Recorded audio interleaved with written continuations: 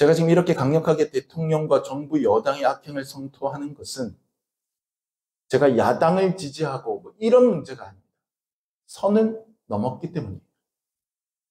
여기서 선을 넘었다는 것은 이들의 행동이 하나님이 주신 선한 양심과 통치자의 윤리를 정면으로 반대하는 것이라는 뜻이에요. 폭정이에요. 교회는 전통적으로 바로 이럴 때 침묵하지 않아야 했습니다. 광야에서 외치는 소리를 자처해 왔습니다. 이것을 예언자적 전통이라고 부릅니다. 불편을 느끼시는 분들이 있을지라도 어쩔 수 없습니다. 저는 설교자로서 제 양심을 속일 수 없어요. 적어도 이번 대통령의 폭주에 대해서 저는 결코 침묵할 수가 없어요.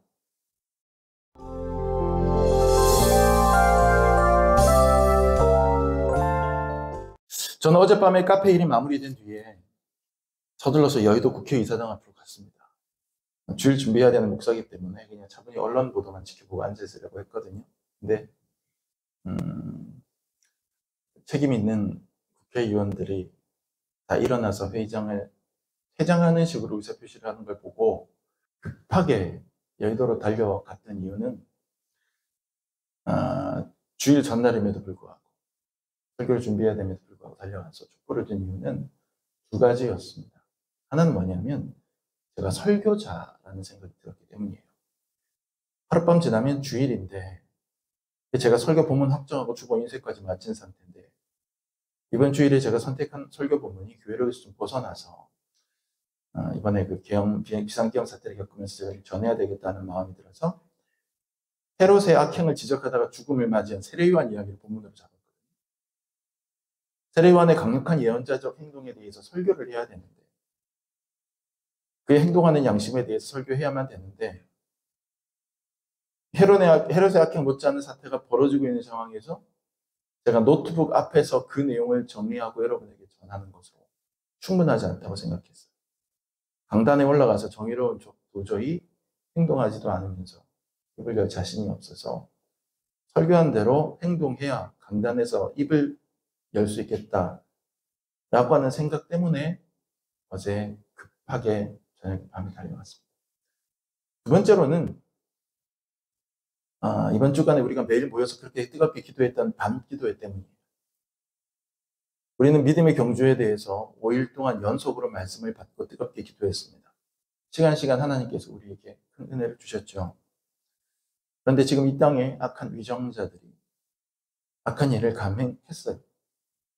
국가 위기 상황과 아무 상관없이 그저 자기 권력의 위기를 덮으려고 자기 부부가 감옥에 가지 않으려고 군대를 동원해서 국회와 국민을 겁박했습니다. 이런 급박한 국가적인 위기 상황에서 제가 은혜, 사랑, 교회 부흥 같은 주제로 설교하면서 밤기도에 그 뜨거운 은혜만 그냥 곱씹으면서 있다면 오히려 저는 은혜, 사랑, 교회 부흥 같은 주제 뒤로 숨어서 현실에 눈 감는 자가 되고 그런 식으로 현실에 눈 감고 천국만 바라보는 성도들이 되라고 교인들에게 종교적 마취총을 놓는 죄악을 범하는 목회자가 되는 것이다 라고 생각했습니다. 역설적으로 밤기도회 때 우리가 그렇게 뜨겁게 기도했고 여러분과 함께 믿음에 대해서 은혜를 나누고 했던 그 일이 정말 진실되려면 더 가치 있고 더 의미 있으려면 이 세상, 이 땅의 현실에 함께 눈물 흘리는 영성이 동반될 때 그것이 무책임하지 않고 우리가 한 주간 동안 뜨겁게 기도했던 그것이 오히려 의미가 있을 것이라고 생각했고 만약에 이 현실에 눈 감고 침묵한다면 우리가 그렇게 뜨겁게 기도했던 그 모든 시간들은 그 모든 현실의 어둠 위를 그냥 커버하는, 숨기는 그런 것으로 오히려 전락할 수 있다. 그러므로 우리가 기도했던 그 시간들이 의미가 있으려면 이 땅의 현실을 외면하거나 묵과하지 말아야겠다라는 생각이 들었습니다. 사탕 발림하는 설교자가 되고 싶지 않았습니다. 뜨겁게 기도하고 은혜 받았다면 그만큼 땅과 함께 눈물 흘리고 땅과 함께 외쳐야 됩니다. 그것이 제가 담임 목회 시작한 지 햇수로 6년 만에 처음으로 대놓고 이런 메시지를 내는 이유예요. 여태 수년 동안 제가 담임 목회를 시작한 뒤에 한 해수로 6년 제 설교를 쭉 들어오셨던 분들이 제가 현실적인 그런 부분들에 대해 가끔 터치하는 설교들을 들어보셨겠지만 이 나라에 별의별 일이 다 있어도 큰일입니다. 우리 함께 걱정합시다. 수준의 이상의 구체적인 언급과 행동을 제가 한 것을 보신 기억이 많이는 없으실 겁니다. 그냥 기도하자. 보수든 진보든 제 역할 하자. 이런 식으로 말하던 제가 그런가 설교 시간에 SNS에 또 주보 목회 에세이란에 정치적 소신으로 해석될 말과 글을 숨기지 않는 것에 대해서 당혹감을 느끼시는 분들이 계실 수 있습니다. 물론 동조하고 응원해 주시는 분도 계시겠지만 걱정하실 수도 있고 심지어 거부감을 느끼실 수도 있으리라고 생각합니다. 근데 제가 여러분께 부탁드리고 설명드리는 것은 말 그대로 그동안에 제가 그동안 그러지 않았었다라는 사실을 기억해 달라는 겁니다. 저는 교회 안에 보수적인 분들도 있고 또 진보적인 분들도 있음을 잘 압니다. 제 주변의 목사들도 목회자들도 정반대적인 정치적 입장을 가진 분들이 저마다의 방법으로 하나님을 섬기면서 하고 있습니다. 목사 개인의 정치적 입장과 상관없이 보수는 보수대로 진보는 진보대로 이 사회를 끌고 가고 밀고 가고 이끌어가는 두 개의 바퀴와 같습니다. 두 개의 날개와 같습니다. 따라서 목사가 특정 정치 진영의 입장에 서서 그 입장을 교인들에게 주입하는 것은 옳지 않다고 생각했습니다. 왜냐하면 목회자는 보수든 진보든 명확하게 잘못한 것에서 비판할 수 있는 권한이 있습니다. 그러나 어느 한쪽 진영의 입장에 서서 편드는 것은 결코 해서는 안 된다고 생각해요. 왜냐하면 인간이 하는 일이기 때문에 그 진영, 자기가 편들었던 그 진영이 하나님 앞에 부끄러운 옳지 않은 일을 행할 때가 있어요. 그런데 한쪽 정당을 지지하는 입장을 표명하게 되면 그것을 감싸게 됩니다.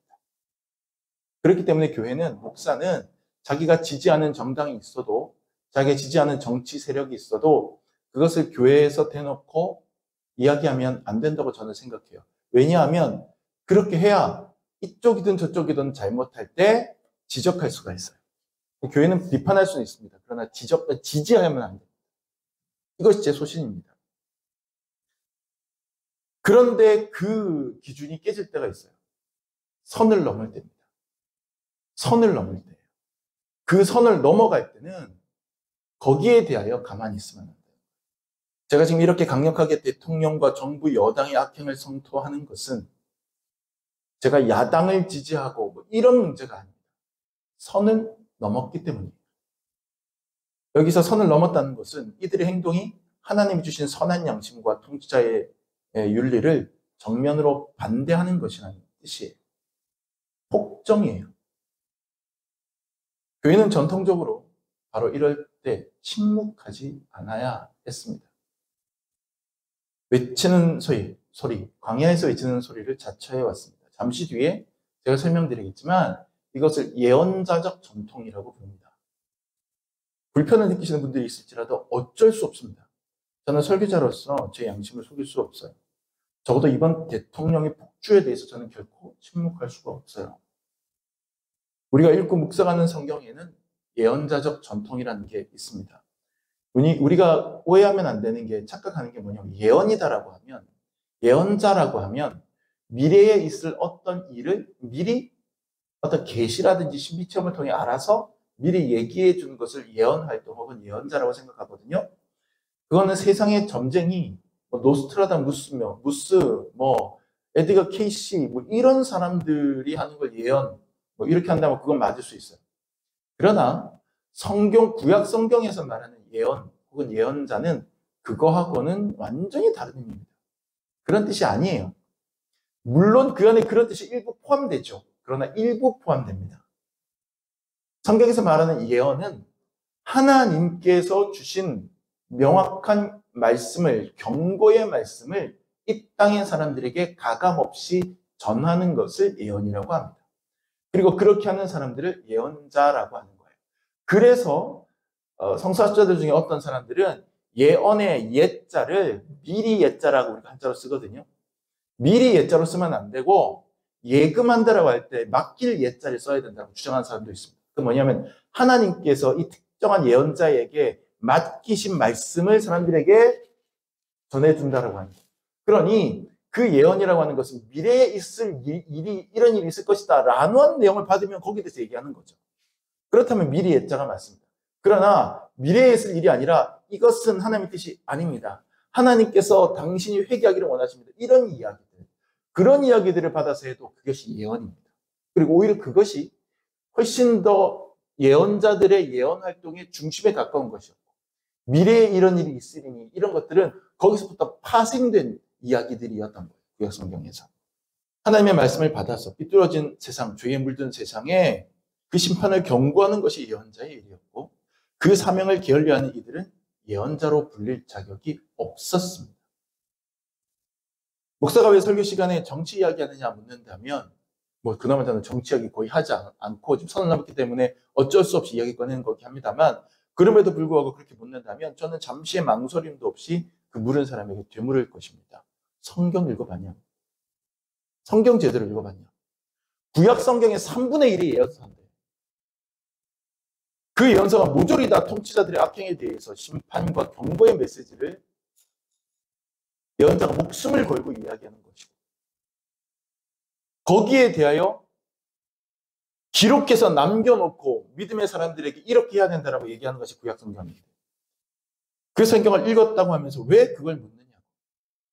하나님이 알아서 심판하시겠지. 우리는 그냥 기도나 해야지 라는 입장이 언뜻 신앙적으로 보이시겠죠. 하지만 그건 착각입니다. 신앙의 본질을 제대로 깨닫지 못한 것이에요. 하나님은 언제나 그 시대를 살아가는 당신의 종들에게 세상 일에 절대로 침묵하지 말 것을 명하셨어요. 위대한 우리 신앙의 선배들은 우리가 주중에 특별기도회를 통해서 우리가 들었던, 봤던 그 구름같이 허다한 믿음의 선진들, 증인들은 악한 세력에 대해서, 부당한 권력에 대해서 목숨을 걸고 외쳤습니다. 사무엘이 그랬고, 엘리야가 그랬고, 이사야가 그랬고, 예레미야가 그랬고, 제가 그렇게 존경이 맞지 않는 디트로이의 본 회퍼가 그랬어요. 아모스가 그랬고, 호세아가 그랬고, 말라기가 그랬습니다. 구약 성경에는요, 제사장적 전통이 있고 예언자적 전통이 있어요. 제사장적 전통이 뭐냐? 이스라엘의 신앙을 이끌어가는 두 개의 리더십이에요. 영성적 리더십. 근데 성경을 잘 보면 제사장적 리더십이 있고 예언자적 리더십이 있어요. 제사장적 리더십은 뭐냐? 사람들이 하나님께 제사를 올리잖아요. 방향이 어느 쪽입니까? 사람에서 하나님 쪽이죠.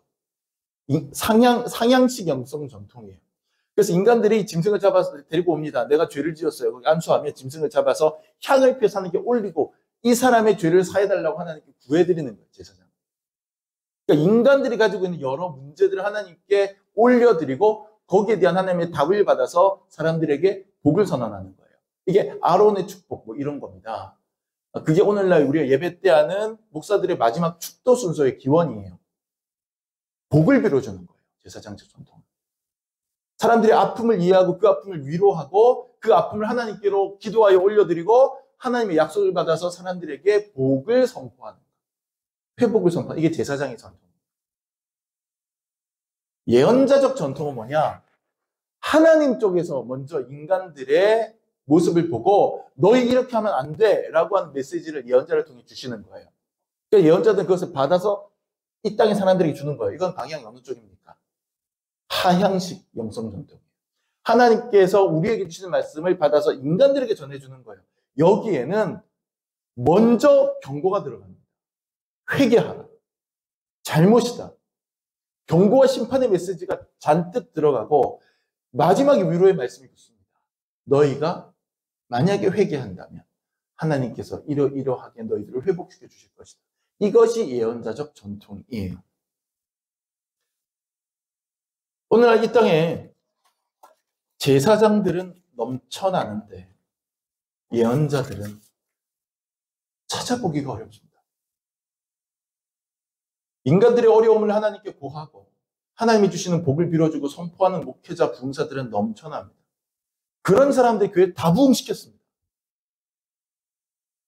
하지만 하나님께서 우리에게 듣기 싫은 책망을 전하라고 했을 때 그 소리를 받아서 광야에 우뚝 서서 누가 듣거나 말거나 강단 있게 선포하는 설교자들, 목회자들은 너무 드물어진 세상이 되었습니다. 왜 그런지 아십니까? 수요가 공급을 촉진하는 거기 때문에 그렇습니다. 사람들이 그걸 원하지 않아요. 사람들은 제사장들의 축복만 바랍니다. 그러니 그 기호에 맞추기 위하여 목회자들이 자기도 모르게 얄팍한 그런 타협을 해 나가는 거예요. 제사장적 전통이 나쁘다는 게 아닙니다. 균형이 있어야 되는 거예요. 제사장적 전통과 예언자적 전통이 균형이 있어야 되는데 모든 목회자들, 설교자들이 급격하게 제사장적 전통에만 기울어 있어서 아픔을 갖고 오라 내가 기도해 주겠다. 하나님의 복을 너희들에게 선포한다. 힘을 내라. 이 얘기만 하는 거예요. 잘못한 부분들에 대하여 얘기를 하면 아멘하지 않습니다. 그 교회를 떠나갑니다. 아우 듣기 불편하네. 그러니 그렇게 했던 교회들은 쪼그라들고 그렇게 하지 않는 교회들만 커지는 거예요. 그게 한국교회가 그렇게 해왔던 것이고 그래서 한국교회가 병든 겁니다. 제가 계속해서 늘 강조한 거 교회가 커질 필요가 없다라고 주장하는 이유가 이거예요. 교회는 커질 필요가 없습니다. 우리 교회만큼 너무 작을 필요도 없어요. 하지만 교회는 어느 정도 힘을 받고 교인들이 서로 간에 힘을 모아서 할 정도가 되면 한 동네, 한 지역사회 안에서 그 역할을 감당할 수 있는 규모의 교회가 되는 게 제일 건강합니다. 커질 필요가 없어요. 건물 세우고 뭐 교육관 세우고 여기에 건물 한 2개, 3개씩 하고 아닙니다, 여러분. 그렇게 될 필요가 없습니다. 그리고 제가 분명히 얘기하는데 예언자적 전통을 소홀히 하지 않는 교회가 그렇게 커질 수가 없어요. 그렇게 커질 수가 없어요. 듣기 싫은 소리 하는데. 목사님 그래봤자 그 예언자적 전통이라는 거 구약 성경에 나오는 이야기일 뿐이지 않습니까? 예언자도 구약시대 사람이잖아요. 신약시대 이후에 사는 우리에게 적용해서야 되겠습니까? 라고 물어보시는 분이 혹시 있을지도 모르겠습니다. 근데요, 구약의 예언자적 전통은 구약에 박제된 것이 아닙니다.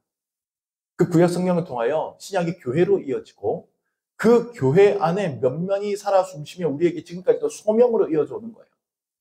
예언자적 소명이 우리에게 있어요. 신약 성경에 예언자가 없다고요? 천만의 말씀입니다. 신약 성경에는 구약 성경에 나오는 어떤 예언자보다 가장 위대한 예언자가 나옵니다. 그게 누굽니까? 오늘 우리가 본문을 읽은 세례 요한이에요. 세례 요한은 광야에서 나타나서 그는 집안 좋은 당대 종교 권력이 사회 권력까지 다 잡고 있는 유대 사회에서 제사장의 아들로 태어났어요. 근데 그는 그의 금수저를 내려놓고 광야로 들어가서 낙타털 옷을 입고 살면서 메뚜기와 꿀 떠먹고 자기의 생계를 유지하면서 거기서 철저히 하나님만 바라보고 기도하며 하나님과 소통하며 성령의 충만함을 받아 거기서 담대히 서서 광야에서 누가 듣거나 말거나 하고 외칩니다. 근데 놀라운 것은 광야에서 외치는 그의 소리를 듣기 위해 사람들이 광야로 나아옵니다. 그리고 그의 메시지에 귀를 기울이고 그에게 그 세례를 받습니다. 그때 세례 요한이 사람들에게 외쳤던 메시지가 무엇이었습니까? 그 첫 일성이 무엇이었습니까? 회개하라. 천국이 가까이 왔다. 회개하라. 듣기 좋은 얘기입니까? 제사장적 전통에 서 있는 메시지가 아니었어요. 세례 요한의 얘기. 제사장의 아들인데 그 제사장의 자리를 박차고 나온 거예요. 제사장은 유업으로 물려받을 수 있는 거거든요. 그 당시에는. 근데 내려놓고 나온 거예요. 제사장적 전통을 그는 내려놓고 대신에 예언자적 전통으로 나온 사람이 세례 요한이에요. 그리고 그가 그 광야에 서서 예언자로서 외치는 거예요. 듣기 싫은 소리를. 회개하라. 여러분 강단에 서서 설교자가 설교할 때 축복의 말씀, 위로의 말씀, 약속의 말씀을 전할 때와 책망의 말씀, 경고의 말씀을 전할 때 여러분의 얼굴빛이 얼마나 다른지 여러분들 이 자리에 서서 보셔야 돼요. 정말 다릅니다. 정말 달라요. 불편해하는 기색이 엄청 지금 그렇다는 게 아니고 제 과거의 경험상 그거 정말 그러면은 설교자들이 그 부분에 위축이 돼서 얘기를 못해요. 근데 세례요한은 그러지 않았어요. 세례요한은 나가서 회개하라. 그리고 세례요한이 죽고 난 다음에 예수님께서 복음서에 보면 예수님께서 곧바로 이어서 그 빈자리에 예수님께서 대신에 서서 말씀을 전하시면서 이제 공생애를 시작하시는데 그때 예수님의 메시지는 다른 게 아니었어요. 세례요한의 이야기를 그대로 갖고 와서 스타트 하시는 거예요. 회개하라. 천국이 가까웠다. 똑같이 말씀하시고 스타트 하시는 거예요. 중요한 것은 세례요한의 회개 메시지가 일반 민중들에게만 일반 민중들 들으라고 했지만 일반 민중들에게만 향한 것이 아니라는 사실이었어요. 세례 요한의 이 경고는 일반 민중에게 갈 때보다 권력을 가진 이들에게 향할 때 훨씬 더 날카롭습니다. 훨씬 더 혹독합니다. 더 책임이 있는 존재들이기 때문에 그래요. 평등하지 않은 설교였어요. 세례 요한의 설교는. 힘을 가진 사람들에게, 권력을 가진 자들에게 훨씬 더 날카로운 기준과 칼날을 들이밉니다. 복음서에 보면은 수많은 사람들이 세례 요한의 설교를 듣고 그에게 세례받으려고 나아옵니다. 오늘 우리가 읽은 누가복음 3장에 그 내용이 나오죠. 막 나옵니다. 그럼 세례 요한은 그들에게 회개하라 하고 메시지 전하고 그들에게 세례를 베풉니다. 그래서 죄사함을 빌어줍니다. 그런데 어느 순간에 세례 요한이 안 그래도 예언자적 그런 메시지였던 세례 요한의 메시지가 갑자기 필요 이상으로 선을 넘을 정도로 확 거칠어지는 데가 있어요. 확 거칠어집니다. 오늘 우리가 읽은 누가복음에는요, 그의 예언이 왜 그렇게 갑자기 세졌는지, 그가 누구에게 그렇게 거친 말을 쏟아냈는지 정확하게 안 나옵니다. 그냥 세례받으러 나오는 무리에게 그가 거친 말을 쏟아냈다 이렇게 나와요. 그런데 똑같은 구절을 기록하고 있는 마태복음 본문에 나오면 구체적으로 그 말을 누구에게 했는지가 나와요. 마태복음 3장 7절 말씀을 화면에 띄워드릴 거예요. 요한이 많은 바리새인들과 사두개인들이 세례 베푸는 대로 오는 것을 보고 이르되 독사의 자식들아 누가 너희를 가르쳐 임박한 진노를 피하라 하더냐. 독사의 자식들아라고 했어요. 독사의 자식들아. 이걸 독사의 자식이에요. 이걸 우리나라적인 정서로 바꾸면 독사를 개로 바꾸면 돼요. 그럼 뭐가 되는지 아시겠죠? 그렇게 한 거예요. 누가 너희더러 임박한 진노를 피하라 하더냐. 내가 지금 죄사함의 회개의 세례를 전파하고 사람들을 구원으로 인도하는데 너네는 무슨 자격이 있어서 이 사람들 팀에 끼어서 나에게 왔느냐. 이렇게 얘기하는데 그 너희들이 바로 누구냐면 바리새인과 사두개인. 바리새인들은 종교 권력자들입니다. 이 유대의 신앙에 있어서 그 이스라엘 사람들 앞에서 종교적으로 신앙적으로 그들이 지도자 노릇하던 사람이에요. 근데 유대는 종교 사회거든요.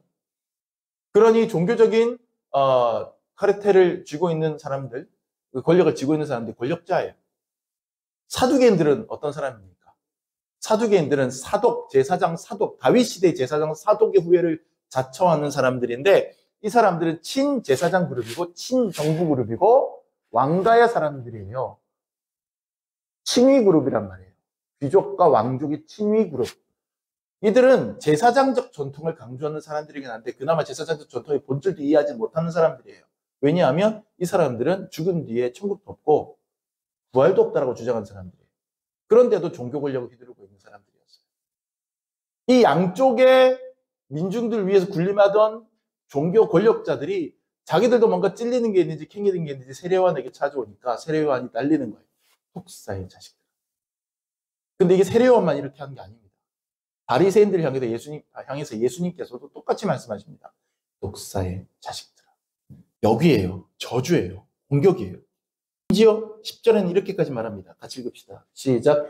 이미 도끼가 나무 뿌리에 놓였으니 좋은 열매 맺지 아니하는 나무보다 찍혀 불에 던질. 야, 이미 늦었어. 이렇게까지 얘기합니다. 이미 늦었어. 이미 도끼가 찍혔어 지금. 너희처럼 불의를 행하는 자들 하나님은 나무를 불에 던져 넣어서 태우듯이 심판할 것이야 라는 경고 중에 근거입니다. 자, 그럼 이 같은 이야기를 기록하고 있는 오늘 누가복음 본문에 돌아와 봅시다. 우리가 오늘 읽었던 누가복음 본문으로 돌아 3장 읽어보면 세례요한은요 일반 백성들뿐만 아니라 경제적 기득권층 그리고 공권력을 쥐고 있던 기득권층 그들에게 따로따로 맞춤형 경고하는 걸 볼 수 있어요. 그러니까 모든 사람들에게 적용되는 메시지가 있고 특정한 계층, 특정한 그룹이 자기에게 다가오면 그 사람에게는 맞춤형으로 예언을 하는 거예요. 그 그룹에는. 그게 오늘 누가복음 나오는데 우리가 19절, 20절 읽었는데 그 위로 조금 가볼 필요가 있습니다. 3장, 누가복음 3장 우리가 19, 20절 읽었지만 12절부터 14절 한번 봅시다. 세리들도 세례를 받고자 하여 와서 이르되 선생이여 우리는 무엇을 하리이까 하매 이르되 부과된 것 외에는 거두지 말라 하고 군인들도 물어 이르되 우리는 무엇을 하리이까 하매 이르되 사람에게서 강탈하지 말며 거짓으로 고발하지 말고 받는 급료를 족한 줄로 알라 하니라. 그러니까 세례요한의 설교는 뭉뚱그려서 우리가 예수 잘 믿으면 복 받아요. 하나님 믿으면 천국 가요. 기도 열심히 하세요. 뭐 이런 거 거기에 국한된 메시지가 아니었던 거예요. 구체적으로 그의 직업군들을 지정하면서 그의 직업군에 맞는 양심적인 행동을 하라고 이야기하는 것이 세례 요한의 예언이었던 겁니다. 오늘날로 치면 이 세리라고 하는 사람들 자본가예요. 자본가. 군인이라고 하는 사람은 물리적인 공권력을 가진 정부기관이에요. 그들 앞에서 세례 요한이 쫄지 않고 당당하게 할 말한 거예요. 세례 요한은 예언자 전통에 굳게 선 사람이에요. 세례 요한은 어떤 예언자보다 위대한 예언자였어요. 그런 의미에서. 종교 권력과 정치 권력으로 전횡을 휘두르는 사람 앞에서 귀에 듣기 좋은 사탕발림 하는 대신에 살아서 펄떡펄떡 뛰는 하나님의 메시지를 아주 거칠게 날리던 예언자 중에 예언자였던 겁니다. 그러던 그가 자기의 캐릭터를 아주 극대화시키더니요. 급기야 아주 맥시멈으로 그 캐릭터가 커집니다. 아주 밀고 나갑니다. 계속 그 캐릭터를. 상대를 엄청난 상대를 고릅니다. 자기 예언의 대상을 다름 아니라 왕이었어요. 유대왕 헤롯. 자, 이제 오늘의 본문으로 주제로 들어가 봅시다. 19절 말씀 우리가 같이 한번 읽어볼게요. 분봉왕 헤롯은 그의 동생의 아내 헤로디아의 일과 또 자기가 행한 모든 악한 일로 말미암아 요한에게 책망을 받고. 유대는 예전에 헤롯 대왕이라는 존재가 있었어요. 헤롯 대왕. 그래서 뭐 대왕이라고 하니까 굉장히 정치를 잘하고 했겠죠. 근데 그의 사후에 그의 자식들에게 나라를 네 개로 쪼개서 이렇게 지역 분할을 해줍니다. 알렉산더 대왕도 죽은 뒤에 자기 부하들이 나라 쪼개가졌거든요. 그러니까 헤롯 대왕도 그런 식으로 나라를 쪼갭니다. 그게 분봉왕이에요. 근데 그 중에 헤롯 사람이 있었어요. 그 사람이 여기를 다스리는, 이쪽을 다스리는 사람. 성경에 헤롯이 한 4-5명 나옵니다. 시작 성경 복음서. 그러니까 여러분 헤롯이라고 하면 다 같은 사람을 생각하면 안 돼요. 헤롯 대왕이 있고 헤롯 아그리빠가 있고 성도에는 헤롯 안티파스가 있고 다 여럿이 있습니다. 자, 이 헤롯 안티파스가 분봉왕이 되어 나라를 다스리는데 악한 왕이었어요. 세례 요한이 이 헤롯의 악행에 대하여 예언의 나팔 불기를 멈추지 않는 거예요. 면전에서.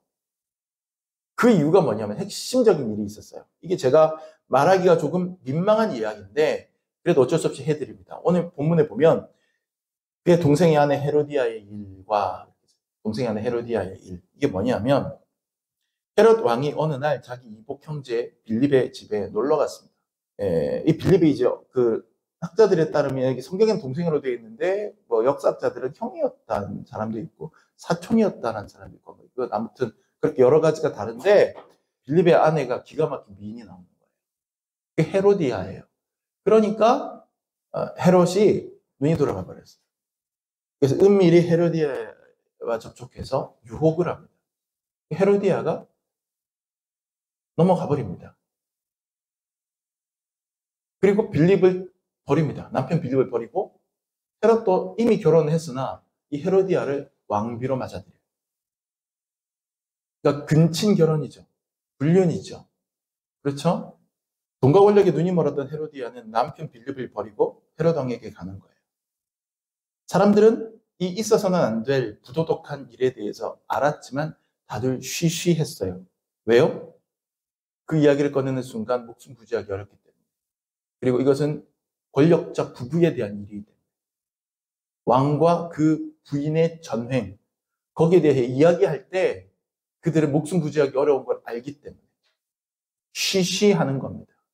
누구처럼? 세례 요한은 달랐습니다. 세례 요한은 대놓고 헤롯에게 이야기한 거예요. 이 부정이 침묵할 수 없었습니다. 왕궁을 향해서 경고의 예언을 거침없이 날렸습니다. 세례 요한이 두려움을 느꼈을지 어떨지 저는 잘 모르겠어요. 하지만 분명한 건 그가 자기 신앙의 양심에 따라 예언자적 양심에 따라 행동했다는 겁니다. 외쳐야만 했을 겁니다. 그거 잘못이라고. 하나님 앞에 범죄라고.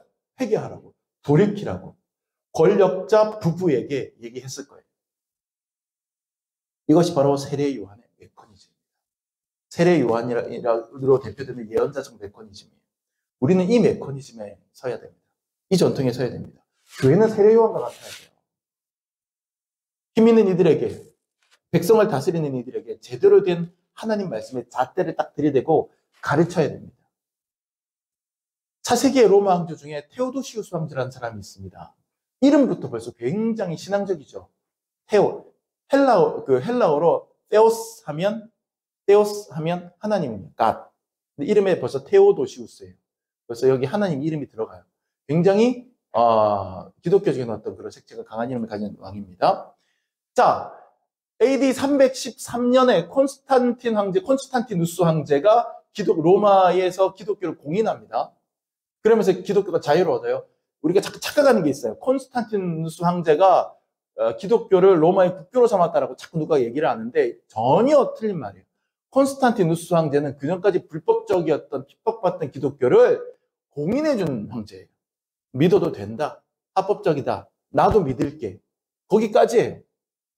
그런데 그렇게 했던 기독교를 로마 황제가 이제 이 기독교를 우리 로마라는 나라의 공식 국교로 받아들이겠습니다라고 선언했던 사람이 테오도시우스 황제예요. 몇십 년 뒤에요. 콘스탄티누스보다. 그러니까 기독교인 입장에서 보면 테오도시우스 황제는 은인이에요? 은인이 아니에요? 굉장히 은인이에요. 신앙적으로 종교적으로 보면 강력한 후원자죠. 강력한 후원자예요. 그럼 종교 권력자들이 교회 지도자들이 이 테오도시우스 황제의 말 한마디면 벌벌 떨었어야 됐죠. 당연히 그랬겠죠. 그렇잖아요. 오늘날 종교 지도자들 권력자들 보세요. 얼마나 그 정치 권력자들 후원자들에게 줄 섭니까? 스폰서들에게. 이 당시에 이탈리아 밀라노 교회의 주교가 누구였냐? 암브로시우스라고 하는 분이었어요. 여러분 일반 성도님들 잘 모르겠지만 전공자들 압니다. 이 암브로시우스라고 하는 사람은 굉장히 위대한 교부예요. 그러니까 교부라고 부를 수 있는, 교부라고 하는 것은 그 예수님의 죽으시고 부활하시고 그 다음에 12사도 나오죠. 12사도의 가르침을 이어받은 사도 시대가 있고 그 사도의 가르침을 이어받은 사람들이 교부예요. 그러니까 3세대, 4세대, 5세대. 요 사람들을 교부라고 부르거든요. 이 사람들이 초대교회의 기틀을 다 잡은 거예요. 이 교부 시대의 끄트머리 정도 있는 사람이에요. 암브로시우스가. 그리고 이 암브로시우스가 멘토링 해줬던 멘토로서 멘토링 해줬던 사람이 그 유명한 어거스틴이라고 하는 신학자예요. 기독교 신학의 대부분을 다 체계 잡은. 암브로시우스는 그런 정도의 기독교 신학 교회사 안에서 엄청난 사람인데 이 암브로시우스가 이 밀라노의 주교였어요. 이때 무슨 일이 있었느냐? 데살로니가라고 하는 도시가 로마 영 안에 있었잖아요. 데살로니가 여러분 아시죠? 데살로니가 전서 우서 나오는 그 도시입니다. 그 데살로니가에서 그 데살로니가에 파견되었던 로마 군대의 사령관이 정말 나쁜 악행과 폭정을 저질러서 백성들을 핍박합니다. 그럼 예나 지금이나 백성들이 핍박을 받다가 도저히 묵과할 수 없을 정도로 참을 수 없을 정도로 눌리면 지렁이도 밟으면 꿈틀하잖아요. 이 사람들이 분노해서 폭동을 일으킵니다. 밀란을 일으킵니다. 그 보고를 들은 테오도시우스 황제가 감히 로마 군대에 반란을 일으켜 공기를 했단 말이야. 그래서 명령을 내려서 데살로니가 사람들 3,000명을 원형 경기장 안에 다 집어넣고 모조리 다 죽여버립니다.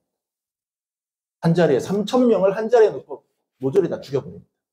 물론 테오도시우스 황제는 명령을 내려놓고 나중에 이거 조금 심했다. 야 일단은 그걸 보류하라 그래고 뒤에 사람을 보냈는데 지금처럼 카톡 있는 시절, 전화 있는 시절이 아니라 도착하기 전에 이미 일이 끝나버린 그런 상황이 됐습니다. 결과적으로는 3,000명을 일거에 몰살시키는 왕이 되었어요. 자, 암브로시우스가 어떻게 했느냐? 테오도시우스 황제가 예배에 참석하기 위하여 교회로 왔거든요. 기독교를 대제국 로마의 종교로 만들어준 기독교의 가장 든든한 정치적인 스폰서가 교회에 온 겁니다. 요즘 우리는 믿음도 없이 무당 말만 듣는 대통령이라도 교회에 오기만 하면 대형교회 목사들이 자리 만들어주고 광고식 일어나서 박수 쳐주고 도대체 예배가 하나님께 중심이 가는 건지 참석한 그 높은 양반한테 카메라 플래시가 터지는 것을 왜 두고 보는지 모르겠어요. 저는 시장이하고 대통령이 와도 차라리 저는 군대 갔다가 휴가 나온 교인은 일어나서 잘한다고 박수 쳐줄까? 다른 목적으로 온 정치인들은 저는 일어나서 인사시키면 안 된다고 생각하거든요. 하나님께 나올 때는 계급장 떼고 나오는 거기 때문에. 근데 지금은 그렇게 하잖아요. 암브로시우스 그랬을까요? 암브로시우스가 어떻게 했느냐? 이미 이 황제가 교회에 오기 전에 암브로시우스는 먼저 학살 소식을 듣고 메시지를 보냅니다. 황제에게. 무고한 사람들을 대량 학살한 죄에 대하여 황제께서 공식적으로 사과하지 않는다면, 참회하지 않는다면 나는 당신을 교회에서 출교할 것입니다. 허락이 있을 때까지 교회 출입을 금하겠습니다. 이렇게 얘기합니다. 로마 황제가 코웃음을 치는 거예요. 아니, 일개 목회자가. 내가 좀 전에 3,000명이나 죽여 없앨 권력자인데 회개하지 않으면 교회 못 들어오게 하겠다고? 선빵을 나한테 날려? 부활절이 딱 됐을 때 테오도시우스 황제가 암브로시우스가 목회하는 그 밀라노 대성당으로 갑니다. 근데 암브로시우스가 못 들어오게 합니다. 들어오지 마시오. 국물도 없습니다. 돌아가십시오. 그러니까 테오도시우스 황제가 수모를 안고 돌아옵니다. 그 수모를 겪으면서 돌아갔지만 자존심 때문에 잘못을 인정하지 않죠. 그리고 몇 달이 흘러서 성탄절이 됩니다. 성탄절이 됐을 때 이 테오도시우스 황제가 다시 도전합니다. 다시 밀고 들어오려고 하는데 이때는 암브로시우스 주교가 아예 교회 문 앞으로 나와서 자기 직접 막아섭니다. 못 들어오고. 뒤에 군대가 그렇게 쫙 있는데 황제가 밀고 들어오는데 딱 버티고 서서 주교가, 쉽게 말하면 오늘날 지금 담임 목사가 못 들어오게 딱 막는 거예요. 그러니까 테오도시우스 황제가 발끈해서 암브로시우스에게 이렇게 묻습니다. 따집니다. 아니, 성경에 보면 다윗도 죄인 아니었습니까? 왜 나한테만 이럽니까? 그러자 암브로시우스는 얼굴빛 하나 안 변하고 당당하게 이렇게 대답합니다. 황제께서는 왜 다윗의 죄만 따라하십니까? 다윗의 회개는 안 따라하십니까? 일촉즉발의 상황입니다. 냉랭하고 아주 긴장감 넘치는 분위기가 이어지는데 잠시 후 놀라운 일이 펼쳐지죠. 테오도시우스 황제가 시민들이 보는 앞에서 무릎을 꿇습니다. 그리고 자신의 죄를 공개적으로 참회합니다. 그 모습을 보고 암브로시우스가 그를 교회로 들여보내주고 그에게 성만찬을 베풀어줍니다. 교회당 문 앞에서 최고 권력자와 대치하면서 신앙적 양심으로 목숨을 걸고 예언했던 암브로시우스의 기계가 오늘날 한국 교회 안에 필요합니다. 세례 요한의 신앙적 예언자적 메커니즘이 그 DNA가 우리 안에 있어야 됩니다. 물론 모든 세상의 권력자들이 테오도시우스 황제처럼 회개하는 것은 아니지요. 헤롯의 경우만 봐도 오늘 본문 20절에 보면 헤롯이 워낙 악행을 많이 저질러서 그 악행이 수도 없지만 그 많은 악행 중에 악을 하나 더 했다 그랬어요. 그 악이 하나 더한 악이 뭐냐? 세례 요한을 잡아서 옥에 가둔 것이다. 가두어 버립니다. 그리고 심지어 나중에는 이 세례 요한이라고 하면 이를 부들부들 갈던 왕비가 부인이 헤로디아가 자기 딸을 이용해서 헤롯 왕으로부터 명령을 받아내어 세례 요한의 목을 잘라버립니다. 그리고 헤로디아 왕비가 잘린 세례 요한의 목을 자기 앞으로 갖고 와서 선물로 받죠. 여러분, 이것이 헤롯의 메커니즘입니다. 우리가 아까 세례 요한의 메커니즘은 하나님의 뜻에 따라 두려움없이 전하는 것이라고 했는데 헤롯의 메커니즘은 이런 겁니다. 반면에 죄를 지적받고도 회개하지 않고 참여하지 않는 뻔뻔한 말이죠. 내 잘못이 드러날까 봐 부하들에게 칼을 들게 하고 정당한 지적을 하는 이들을 무력으로 짓밟고 입을 틀어막으려는 본능이 독재자들에게 있습니다. 하지만 결과가 그렇게 됐다고 해서 세례 요한이 패배자고 헤롯이 승리자입니까? 결코 그렇지 않습니다. 우리에게는 세상 전광판의 스코어가 아니라 하나님 나라 전광판의 스코어가 있기 때문입니다. 헤롯은 악행을 일삼은 폭군으로 기록되었지만 세례 요한은 나중에 예수님으로부터 여자가 낳은 이들 중에 세례 요한보다 큰 사람이 없다. 그 말은 뭐예요? 역사상 가장 위대한 인물이다. 라는 평가. 이게 누구에 비해서 나왔다고요? 예수님에 비해서. 사랑하는 여러분, 오늘 제가 너무 거국적인 이야기를 했지만 이 이야기가 비단 사회개혁이나 정치 문제에만 갖다 댈 이야기라고 저는 생각하지 않습니다. 여러분과 저 개개인의 지극히 개인적인 신앙생활 중에도 이 두 가지의 메커니즘은 충돌합니다. 하나님은 늘 세례 요한처럼 날카로운 말씀의 검으로 저와 여러분의 가슴을 찌르십니다. 우리 양심을 때리십니다. 우리의 생각과 말과 행위가 하나님 앞에 부끄러울 때 그것을 회개하라고 명령하고 자극하십니다. 세례 요한의 메커니즘은 말씀과 기도 앞에 선 우리 그리스도인들이 그 말씀 앞에 회개하는 것이고 그 말씀을 세상에 잘 주염없이 전하는 것이에요. 그 폭풍 같은 채찍을 기꺼이 맞을 뿐만 아니라 내 손에 그 폭풍 같은 채찍을 드는 것을 두려워하지 않는 것이에요. 우리 앞에는 두 가지 선택이 주어집니다. 헤오도시우스처럼 회개할 것이냐, 아니면 헤롯처럼 완고해질 것이냐. 헤롯의 메커니즘을 선택한 사람은 하나님의 말씀을 세례요한 목치듯 잘라버리고 무시해버리고 제 고집대로 행할 겁니다. 하나님의 말씀을 펴놓고 읽고 묵상하면서 또 목사의 설교를 듣고 가슴 깊이 찔림을 받으면서 여러분은 세례요한, 암브로시우스, 테오도시우스 그리고 헤롯 어느 길을 선택할 것입니까? 이 땅의 전광판을 지키기 위해 하늘의 전광판을 박살 내버리실 것입니까? 아니면 하늘의 전광판에 내 면류관을 새기기 위해 이 땅에서 무릎 꿇고 회개하며 회개의 메시지를 예언자적 사명으로 내 목을 걸고 전하고 외칠 것입니까? 나라가 위기입니다. 그런데 나라만 위기입니까? 교회는 위기가 아닙니까? 여러분 개인의 신앙은 위기가 아닙니까? 대통령이 큰일입니다. 그런데 대통령만 큰일입니까? 교회들은 큰일 아닙니까? 여러분의 믿음 생활은 지금 큰일 나지 않지 않았습니까? 세례 요한의 메시지, 회개하라, 천국이 가깝다 라는 메시지 앞에 겸손히 무릎 꿇는 대림조 되기를 원합니다. 헤롯의 길을 단호히 거부하고 예언자적 전통에 서서 회개의 시대를 열어가기를 원합니다.